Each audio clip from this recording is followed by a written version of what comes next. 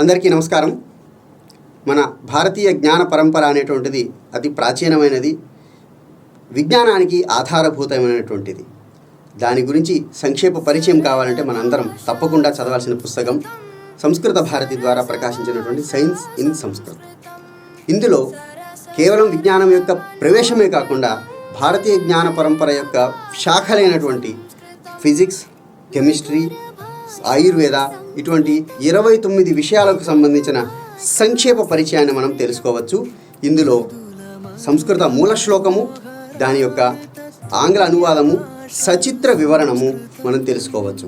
దీన్ని చదవడం వలన మన మహర్షులు ఎంత తపస్సు ఆచరించి భారతీయ జ్ఞాన పరంపరను ఆవిష్కరించారో, ఆధునిక విజ్ఞానానికి ఆధారభూతమైనటువంటి బీజాన్ని ఎలా వేశారో మనం దీని ద్వారా తెలుసుకోవచ్చు.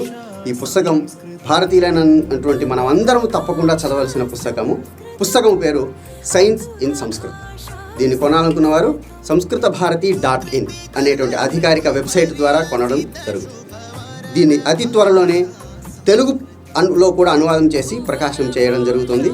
కాబట్టి మీరందరూ ఈ పుస్తకాన్ని తప్పకుండా చదవాలి. భరత భువి పరిలసిత కావ్య మనోజ్ఞ భాషా